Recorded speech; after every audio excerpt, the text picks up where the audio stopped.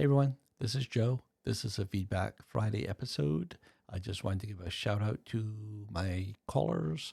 And so for this week, it was Daniel from the Bandits Keep podcast, ChcgaWiz/Mike from the Dungeon Master's Handbook, and of course the ever so prolific Jason from the Nerds RPG Variety Cast. In addition, I would like to give a shout out to Rich from the Cockatrice Nuggets podcast, who called in a feedback last week, and I accidentally said that he was Carl, I think I said, but I was wrong. It was Rich. So links to all these podcasts are in the show notes. I suggest you go listen to their podcasts if you don't already, because they're all great shows. Thanks everyone for calling, and let's get started. Mail call from the United States of America.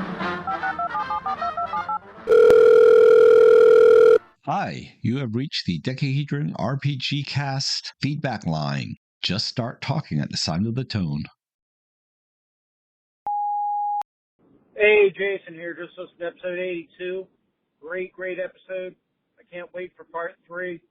I found it really interesting that when you give in and just follow the dice, interesting stories come out. We all know that's how it works. But sometimes we like to fight that by coming up with a fiction before we roll the dice. But, you know, when you roll gnomes, it all works. It explains why they split the barracks room. It explains why they have the medieval thing to stop horses there at the gate. It explains why they're not using the stables.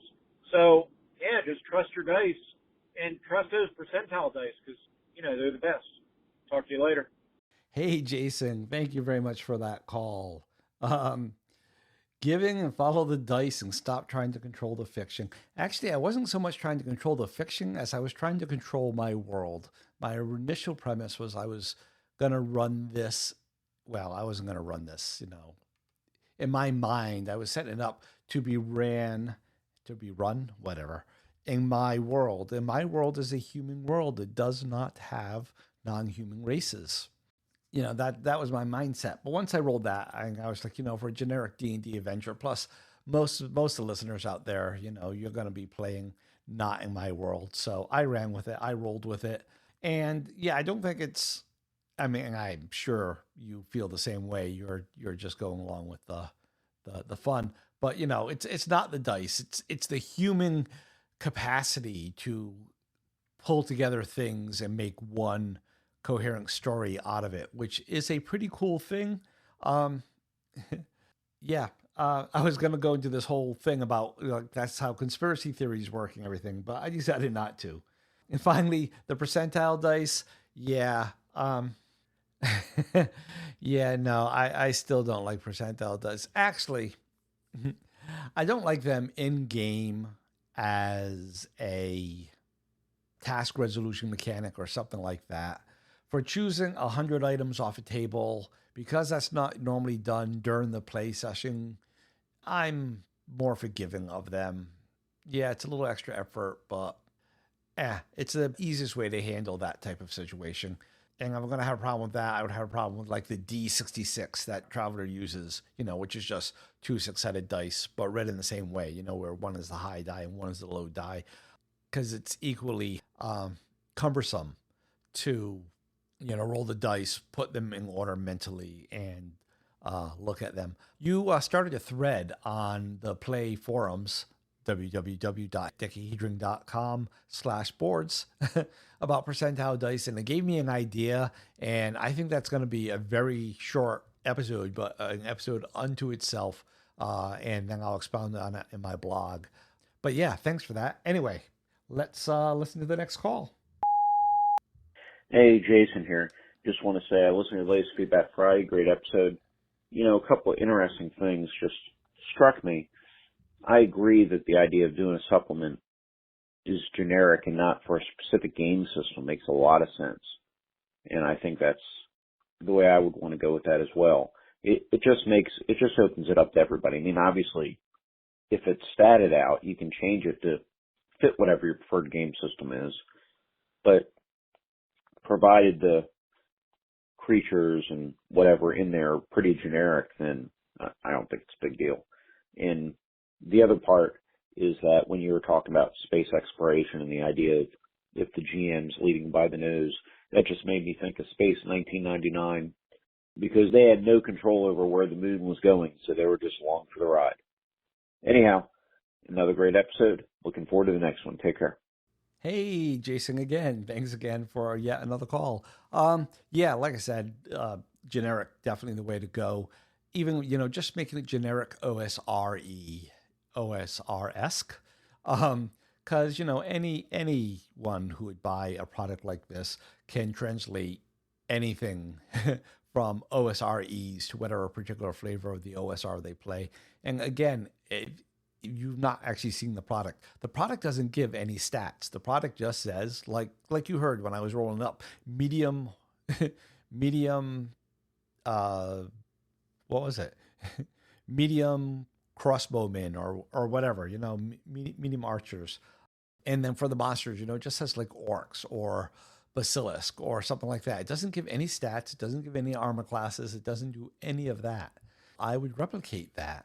And even people who don't play OSR-esque games, the OSR, D&D, like OD&D, I think it's like the Rosetta Stone of role-playing games. I think it always has been.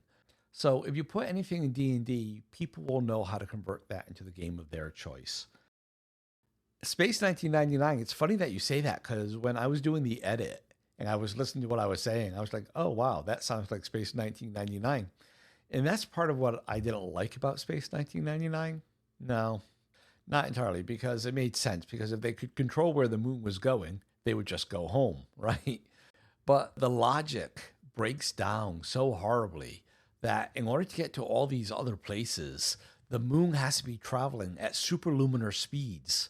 And if it's traveling that fast, then it had no chance to interact with any of the systems that it came across. And if it's not traveling at that speed, then it's going to be lifetimes before it gets to any of the other worlds. Maybe, how's this for a fan theory? I'm making this up as I go along. How about that the moon didn't really get launched across space? We're going back to my universe here. Probability matrices, right? That the moon got split into like this branching path of probabilities and realities, and it's just going to all these different universes at once, and every episode is actually in a different universe. I did see that there's a fan theory, not by me, that season 2 actually takes place in a different universe than season 1, and they actually give some in-show rationale behind it and proof. And I thought that was very interesting. I always love me a good fan theory. I love the theory that in Battlestar Galactica, that the crashed ship that they found Count Iblis on is the Pegasus. Now, if you look at the last scene that they had planned, but that got cut from the episode and everything, that does away with that theory. But as it aired, there's a whole lot of evidence where you could say that, yes, that was the Pegasus, and that was what became of the legendary Kane. I love stuff like that. All right. Again, Jason, thanks for the call. Hey, Joe. Daniel Bandits keep calling back. All those garbled messages. So I just wanted to clarify something, because obviously I was cut off. And you kind of went the right direction, but not fully. I think what I meant by the mechanics, we're talking about Traveler here, 877 versus 81, is that minor changes in the mechanics, meaning I wouldn't look at 77 and then 81 and then compare the mechanics and decide which one to use. That's what I meant by mechanics doesn't matter. Like, for instance, if I like 77 and 81 added a mechanic, I would just add that. What I meant was the voice of the author seemed to have changed in 81 to more fit that setting that existed. And also certain things like the way they describe the skill checks as being kind of more open-ended, at least the language feels to me anyways, in 77 works better for me. And this way when I'm handing because again, you're playing with a group, right? If I hand my group a book and it says, this skill is used for this, I find that incredibly limiting, where one of the things I really liked about 77 from what I could read was it was the opposite of that. It was like, well, this is basically for this, but you can do what you need to do to make it work, which we all know, but it's nice to see it in the book. So I guess authorial tone is what I mean when I'm looking at systems. It's also super interesting that you are a big Tunnels and Trolls person, because I'm just starting to look at Tunnels and Trolls now. People have told me for a long time I should. It seems pretty neat. I've only looked at the legit first edition, and I started flipping through the 5th edition, which I guess a lot of people consider more like the first edition, because I think that was the one that was most widely distributed early on. And they seem really interesting. I don't love the massive power bump it seems that comes in later editions of it. But again, I haven't played, so I can't really judge. I just think starting with a 52 strength or something just feels weird to me. But, again, I haven't played, so I can't really judge that. So if you ever talk about Tunnels and Trolls, I'll definitely be listening to that. In any case, I hope that clears that up a little bit. Thanks. Talk to you later. Hey, Daniel. Thanks for the call. This call was fine. For a while there, a lot of your calls were getting cut off. I was thinking that's when you were driving through those mountains of New York. As for the authorial tone of Traveler, I went back. I didn't go page by page by any means. I picked like 3 skills, I think, and I looked at them side by side. I know that one was navigation, gambling, that was one, and I can't remember what the last one was. But I really didn't see any differences other than more detail given. And so, maybe you have a specific example in mind. I would love to hear it. But as for open-ended, if by open-ended you mean, that OSR mantra of rulings versus rules, I will 100% agree with that, sir. I'm a big fan of that. We shouldn't be spelling out everything in the book. I should have looked at the administration spell, because I kind of remember I misspell. All right. We should have looked at the administration skill, because I want to say that was one where we saw there might be some change, because I remember I have this vague recollection thinking that it was a useless skill at some point. And I know that the newer versions say, throwing 8+ for certain paperwork and stuff. And I'm a big fan of open-ended. Give almost the name and just a short description of what it is, and let the GM and player figure out what to do with it and how to deal with it. Traveler in recent years have sort of, they've laid on a universal task mechanic, which is the roll 8 or better, which is the combat mechanic. But if you look at some of the, I try to say spell again. If you try to look at some of the skill descriptions, it was definitely like every skill had its own target number that you would try to go to do whatever. But yeah, I'd agree. I would like open-ended. But looking at the 2 versions side by each, as I like to say, I don't see the big difference you're seeing. I would love to hear some concrete examples. I would love it, love it, love it. As for Tunnels and Trolls, when it comes to TNT, edition does not matter very much. I have first edition, probably the same one you got off of Drive-Thru. I have the 4th edition, which was Liz Danforth's editing copy that she has signed for me. That's kind of cool. I have 5th edition. I have the 5.5 edition, which was the last printing of the 5th edition. So it's pretty much the 5th edition core rules. Then at the back, they add like the skill system from Mercenary Spies and Private Eyes, which, by the way, Mercenary Spies and Private Eyes is just Tunnels and Trolls in the modern day, made as the name implies. It's more or less 5th edition. And I have the 7th edition. I do not have deluxe because, as I've said in another episode, the majority of the deluxe book is Troll World. I have no desire at all to spend money on getting Troll World. As for the editions, my favorite edition is 4th. From 1st to 4th, they ran with a certain number of dice for everything. And then in 5th edition, all the dice got inflated. But really, that's the only difference. I think the Fey multiplier, the multipliers you're talking about for the different kindred for their starting stats, I think that's pretty much the same for all of them. They just give them in decimal in the newer versions, and they're in fractions for the older ones. Yeah, as for those high scores, I just had to say that it's a very different scale from D&D. once you get above 18, it's kind of like the percentile system for AD&D, and that's just the way I rationalize it in my head. Other people might have a better rationalization, but in the end, it's just a game, and all 52 means is that it's higher than 18, or higher than 51, but it's not as high as 53, and that's really all you need to know. Although, yeah, actually, I'll give you this, because once you start, strength, dex, and luck all add to your ads. I'm talking enough here. I'm going to do a Tunnels and Trolls episode just like you suggested. Would that work for OSR October? No, I already have something planned for that anyway. But yes, I'm definitely going to do a Tunnels and Trolls episode. Thanks for the call, Daniel. Hi, Joe. It's Mike, a.k.a. ChcgaWiz. And wow, I listened to your most recent episode, I think 79, on the hard sci-fi books and awards. And thank you very much. That's very cool. I'm very thankful that you'll be sending me a copy of that book. I do remember reading that story, and I think my dad owned that book at one point. He used to have this metal, one of those big heavy-duty metal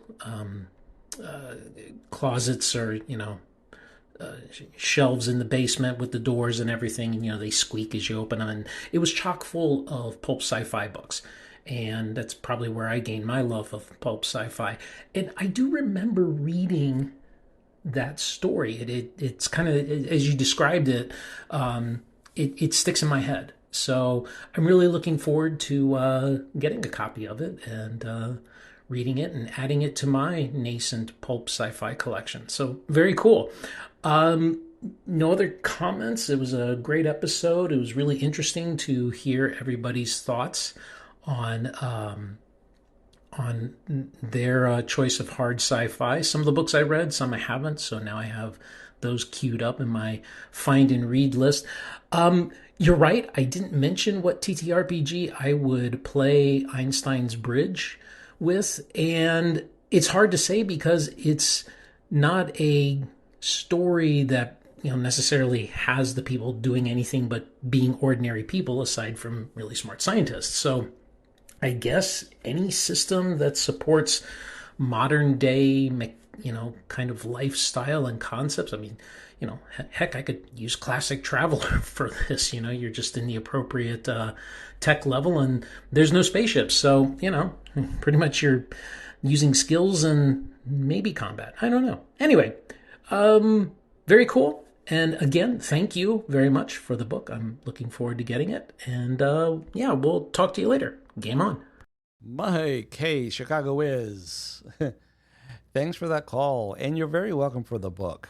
For everyone, I actually threw in a bonus for him when I sent the book. I actually got a combined collection of the first 3 books, the only 3 books that Piper wrote. So he really has the whole series.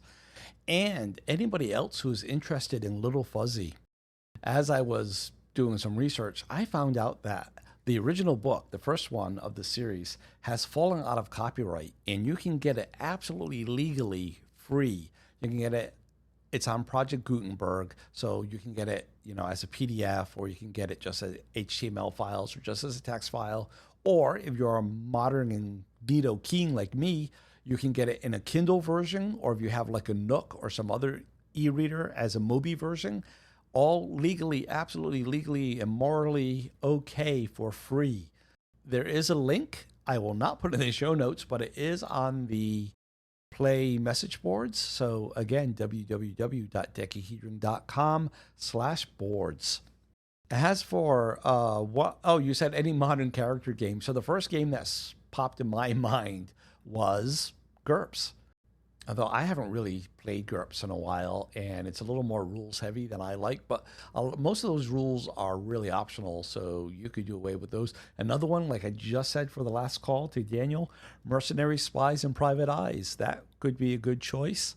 And of course, there's always Fudge and Rhesus, 2 of my faves, and of course, my very own Lucky 7. But of course, I haven't all written it down yet, so. On the opposite, and I don't know what made me think of this, just stuff thinking about this. On the opposite end of hard sci-fi, which I guess would be soft sci-fi, maybe the super softiest sci-fi ever as a game that I have never played, but I own it and I love the world. The rules are a bit too crunchy for me. Again, as you've heard me say a long time, I'm a very loosey-goosey type guy when it comes to gaming, right? I don't want a lot of rules to bog me down. I just want to go with the fun. What do you do? Roll a die. Yeah, you made it, whatever. But the world just seems so neato keen. But Space 1899, maybe it's because we were also talking about Space 1999 a couple calls back. But it was published by GDW. It's Victorian era. Victorian, I was the pause there because I was like, would that be Victorian era or would that actually be Georgian era? Anyway, it's Victorian or Georgian era space and actual like sailing ships made from this wood that the Dutch found in the Congo that flies. And so they make these ships and they go into space, and there's rules for like grappling ships, right? So you have your crew members on the decks of the ship twirling grappling hooks onto the other ship to pull them close so you can engage in hand-to-hand combat. Oh, it sounds so awesome. I want someone to run that for me. All right. Yeah, that's everything I had for this call. Thank you very much, ChcgaWiz / Michael. Hey, Jason here. Really enjoying the Hard Sci-Fi Award Show. I paused right before you reveal your favorite sci-fi book, mainly because I'm about to lose cell coverage, but also to extend the suspense. I did not call in the system for my choices because, well, I forgot and I'm a bad person. But since you guys agreed the Hardwired was an acceptable choice, I will give you a system for that. And of course, it's Cyberpunk 2020, which actually has an official Hardwired supplement. So that is the RPG I would use to run it. Okay, let me get back to the show. Great job. Great hearing Evil Jeff. And it's awesome the Evil Jeff show is starting back up again as well. So I'm looking forward to hearing many more episodes of you guys. Take care. Talk to you soon. And congratulations to the winner, whoever it may be. Hey, Jason. Thank you again for that call. I don't really have a lot to add there other than because you said Cyberpunk, maybe a question. And the question is Shadowrun Cyberpunk? ? Evil Jeff's show. Yeah, everyone. Evil Jeff, his show is back on the air. It's Minions and Musings. Even though he didn't call in this episode, I will throw a link in the show notes because it is that good of a show. Jason, thank you a lot for that call. Oh, and it goes without saying, there's links to all my caller shows in the show notes. All right. Thanks again, Jason. Hey, Jason here. Just finished the episode. Congratulations to ChcgaWiz. And I will check your favorite book out because I have not read that. But that sounds very cool. Ewoks 100% were more bloodthirsty originally. They still were in the original movie because they're well, they're not cannibals. They're definitely at least omnivores because they eat humans. They ate stormtroopers. They were going to eat our heroes, right? But the other thing I want to say is the Adventure Travel podcast sounds like a winner, and I can't wait to hear it. So thank you to both you and Evil Jeff for putting on the award show, and I will talk to you soon. Hey, Jason. I am willing in a science fiction game to expand the definition of cannibal as any sentient species that eats other sentients. And by that definition, Ewoks would qualify. So yes, they were savage, but that still doesn't change what I said, that originally they were supposed to be Wookiees, that final battle was supposed to take place on the Wookiee homeworld. I don't know if you've ever read The Star Wars, not Star Wars, but The Star Wars, which is a graphic novel, and I can't remember who did it, and I'm not going to look it up.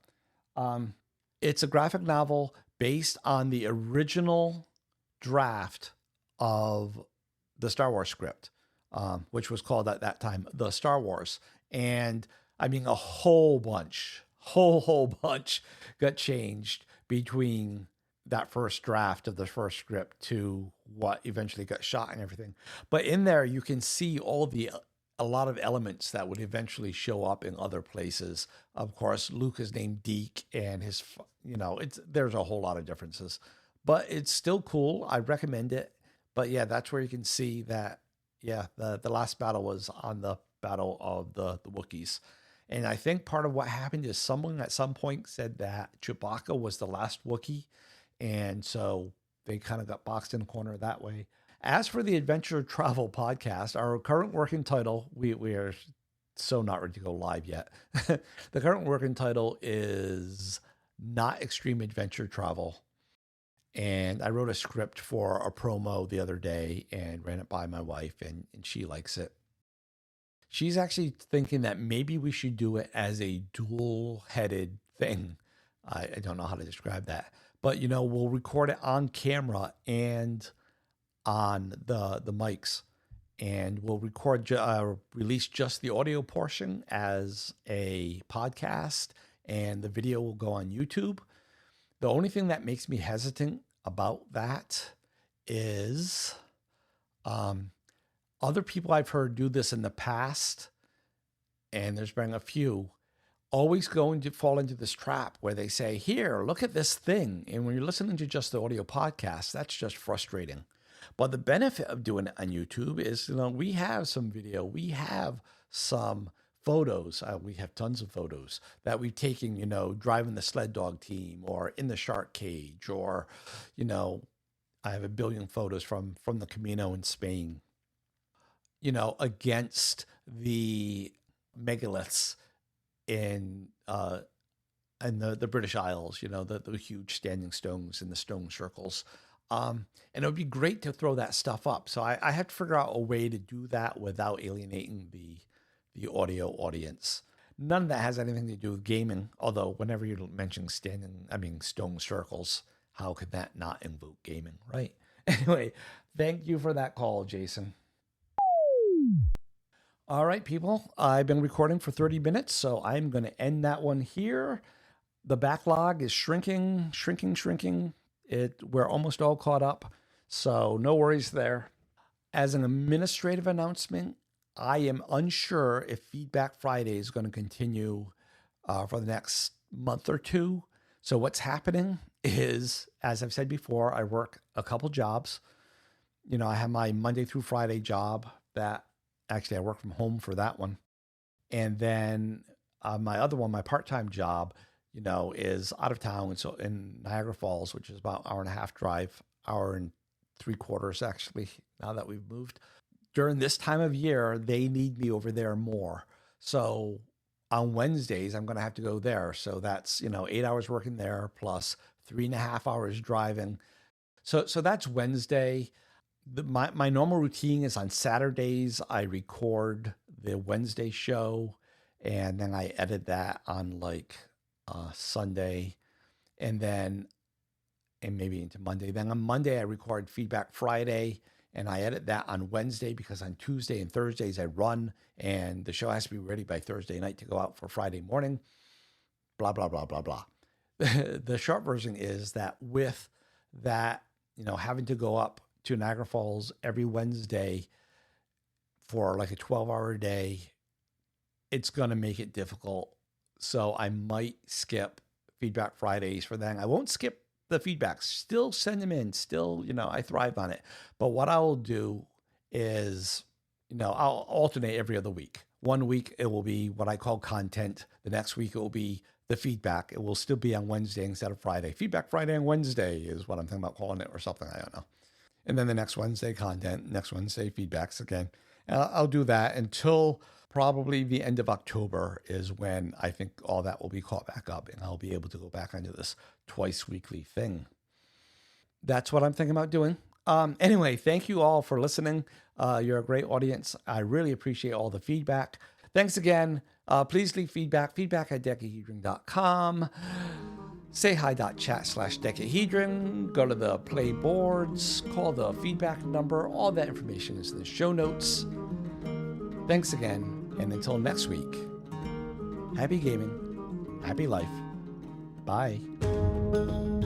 We hope you enjoyed this episode of the Decahedron RPG Cast. We'd love to hear from you. you can leave us a voice message by calling 562-774-2278. That's 562-RPG-CAST, or by visiting sayhi.chat/decahedron. You can also email us at feedback@decahedron.com. Links are in the show notes. For more information, visit decahedron.com. Remember that Decahedron is spelled with a K. Music is by Kevin MacLeod. Logos by Design Cat. Thanks again for listening, and until next time, keep those dice rolling.